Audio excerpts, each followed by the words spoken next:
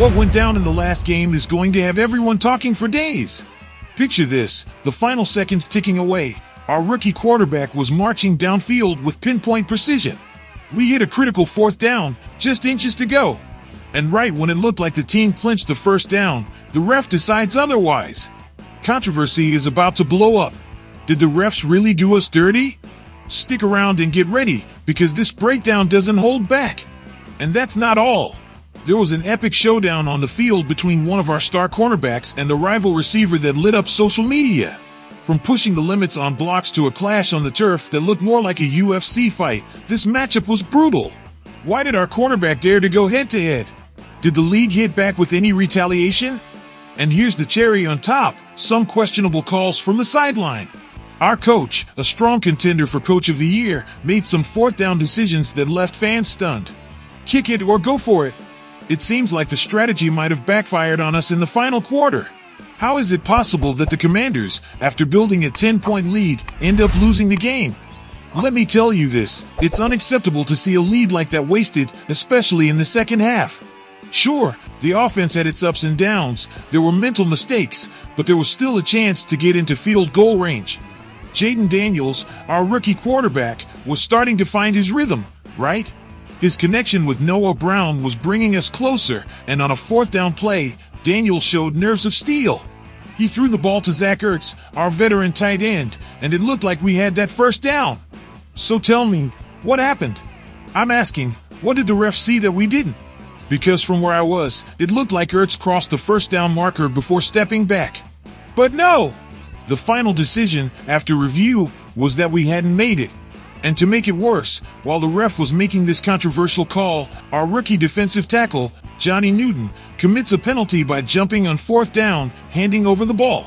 Now, I'll tell you this, if we're depending on a ref's call to win the game, we're already in trouble from the start. And yes, it was a controversial call, but that doesn't excuse our own mistakes. Can you imagine how different today's conversation would be if the Commanders had kept it clean till the end?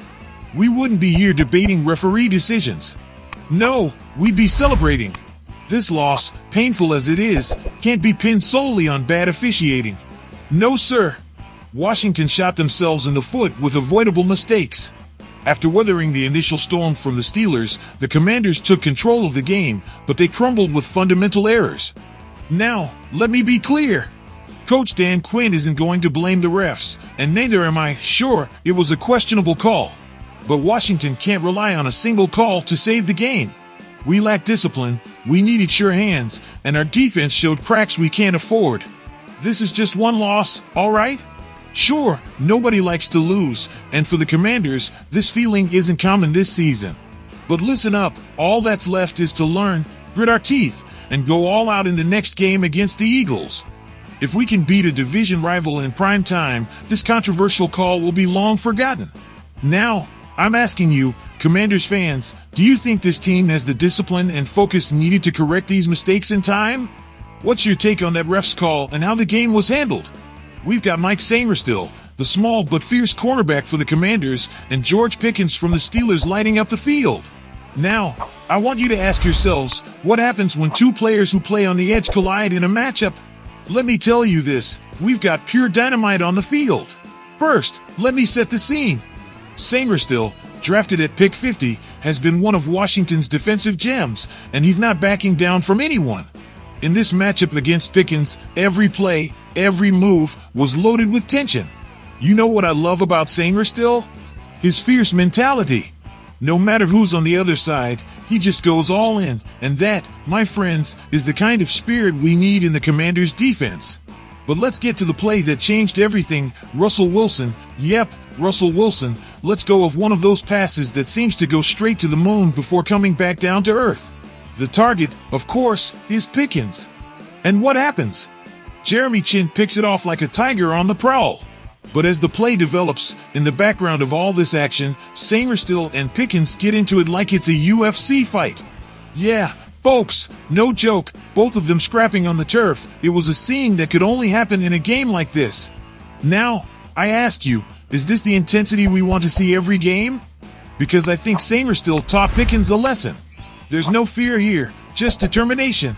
And while Pickens was playing on the edge, pushing and pushing, our Commanders kept their composure, and that speaks volumes about the character of this team. But here's the kicker, folks. After all that drama, Pickens didn't even get flagged for violating the face mask rule when he tangled with our Benjamin St. Just. How's that possible? This didn't go unnoticed by the fans, and boy, did they make it known. But let me tell you this, it was Samerstill who set the standard, who stood tall and defended the honor of the Commanders. And honestly, this is what Washington fans need to see, that grit, that ferocity, that passion on the field. Despite everything, this clash with Pickens only proves why it was crucial to bring in a veteran like Marshawn Lattimore before the deadline. With his experience and 4 Pro Bowl appearances, our secondary is about to get stronger than ever. So now, I ask you, do you think bringing in Lattimore will be the game changer our defense needs to stop players like Pickens? Dan Quinn's decisions, in my opinion, were what truly led the team to this defeat. First, let's talk about that crucial moment, 4th and 9, just 1 point behind. With 1 minute and 28 seconds left, in midfield, and still with 3 timeouts. Instead of using this position to force the Steelers to give us the ball back, Quinn decides to gamble and go for the 4th down. Now, I ask you, was that really the best option? I don't think so, and let me explain why. When you have a punter like Tressway, one of the best in the league, why not use him? We could have placed the Steelers deep in their own territory and forced their offense to start from the back. Wouldn't that have been a strategic move? With good field position, we still could have won with a simple field goal. But no, Quinn decided to go for it on 4th and 9, way too risky for that distance. And here comes another controversial point. Quinn had another opportunity on a 4th and 4 on the Steelers' 23-yard line. What did he do? He went for the field goal. I understand, it gave the Commanders a 6-point lead, forcing the Steelers to go for a touchdown instead of a field goal to tie. But at that moment, the Commanders' offense was on fire. A touchdown would have given us a 10-point lead. Wouldn't that have been the stronger play? Imagine a scenario where we score on that 4th and 4. The entire story of this game would have been different. With a 10-point lead, the pressure would have been on the Steelers. Instead, we chose to settle for a field goal and gave Pittsburgh a chance to make a comeback, which they did thanks to that controversial decision on 4th and 9. This leads me to reflect, and now I want to hear your opinion. Dan Quinn has proven to be a solid Coach of the Year candidate. No one denies that. He's led the Commanders to victories that have made us dream, but isn't it time to question these decisions? When you have a team on the field that's shown strength and determination, shouldn't a good coach trust them, take calculated risks, and look to secure every opportunity for victory? So, let me tell you this, the talent on the field is there, the skill is there, and our passion as fans is there too. But sometimes, it takes more than passion, it takes the right strategy. Now, I ask you, Commanders fans, should we start being more critical of Quinn's decisions in crucial moments? Commanders! The last loss left a lot of questions hanging. Do you think the team has the discipline and focus needed to fix those mistakes and not let them slide again?